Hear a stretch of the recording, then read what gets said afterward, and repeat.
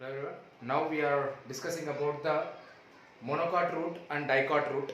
Before going to the monocot root and dicot root, actually we should read separately about the monocot root and dicot root, but comparison is a better way of the remembrance. That's why we are comparing both the characters of the monocot root and dicot root, and we have the diagrams here particularly. Before that thing, monocotyledon, dicotyledonous. Monocotyledonous, it means consisting of a single cotyledon. Dicotyledonous, it means consisting of a two cotyledons. Then example of the dicot root, always we can take it as an example as a maize, we can take the example, and examples for the monocot root, always we can take it as a pea plant and then peanut, all these things we can take example for the monocot root here. If you see the parts of all these things here, both consisting of the same parts here, the same parts they are consisting of. The parts of the monocot dicot root mainly consisting of what? Outer layer known as epidermis. Then we had a cortex. Below the epidermis we had the cortex. Below the cortex, actually the end part of the cortex we are calling as endodermis. Then completely we had a steel part. Steel part is consisting of about pericycle, xylem, phloem and pit part here, and that means we are calling it as a vascular bundles here. All these parts are present in the monocot root and dicot root. Both are consisting of the same parts, but there are a slighter differences between the monocot root and dicot root. Here first we will see about the dicot root. See here, dicot root, the outer layer of the dicot root we are calling as a epidermis. Epidermis is a single layered, thin walled single layer cells. Epidermis is consisting of. It is covered by the cuticle, and epidermis, on the epidermis we are seeing a unicellular root hairs. We are seeing the unicellular root hairs. Beneath the epidermis we had a thin walled parenchymatous layers of a cells called as cortex, right? Completely. The inner part of the cortex completely we are calling as a endodermis. And here in the cortex we are seeing the intercellular spaces. In the endodermis we are not seeing the intercellular spaces, right? Inside the endodermis, again what we are getting, this complete part we are calling as a steel, right? In the steel, what is happening? Beneath the endodermis, the layer of cells we are calling as pericycle.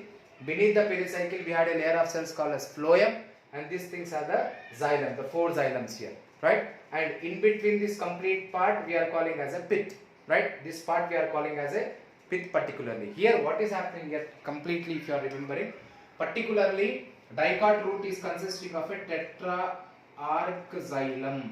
That means particularly 2 to 4 xylems we have. Here only 4 xylems we have. 1, 2, 3, 4. Then here we can see phloem. Here we can see the pericycle now. That means this is the parts of what? These are the parts of the dicot root now, right? And then endodermis also consisting of a Casparian strip which is impermeable to the water, which is a waxy coating, right? There is no space, there is no gaps in the Casparian strips. Actually it is present in the endodermis here. This is about the dicot root we are saying, right? Then monocot root, right? Same parts. Monocot root also consisting of what? It is also consisting of a outer layer known as epidermis, thin walled single layered epidermis. Below the epidermis we had the thin walled parenchymatous layer of cells called as cortex with the intercellular spaces. Inside of the cortex we had a endodermis. Inner layer of the cortex we are calling as endodermis, which it is consisting of intercellular spaces are absent in the endodermis. Beneath the endodermis we are calling it as a steel completely. The steel is consisting of what? A layer of cells called as pericycle, then phloem, then xylem, then in the middle part of the xylem, phloem and pericycle we are calling as a pith particular, this part. Here particularly xylem present here in the monocot root is actually polyarch xylem or else hexaarch xylem. That means more than 4, that means 6 xylems are present particularly here. And in this xylem, the xylem towards the pith we are calling as what? Metaxylem. The xylem away from the pith we are calling as what? Protoxylem, right? Now this is about the parts of the dicot root and monocot root we have. Then what differences we have? What differences we have been noticing now? If you see the differences, actually first differences, root hairs are more in the dicot root. Root hairs are less in the monocot root. Then cortex is similar, both they are consisting of the same cortex. But what is happening regarding the pith here? Here dicot root consisting of a less pith area, right? Less pith area or completely, sometimes the pith is absent. Here monocot root is consisting of a large pith area. Then monocot root also consisting of a large conjunctive tissue which is present between the pericycle, phloem and xylem here. Here less conjunctive tissue we had here particularly, and very important point here. Dicot root consisting of what? Tetra-arc xylem. 2 to 4 xylems are present here. Xylem always helps in the conduction of the water. Phloem always helps in the conduction of the food materials here, right? Tetra-arc xylem we are seeing particularly in what? Particularly in the dicot root. And polyarc xylem, that means more than 4. 6 xylems are there here particularly. We are calling as a polyarc xylem or as hexarc xylem here. And always monocot root leads to secondary growth. Dicot root will not lead to secondary growth. No. And remember the point here actually.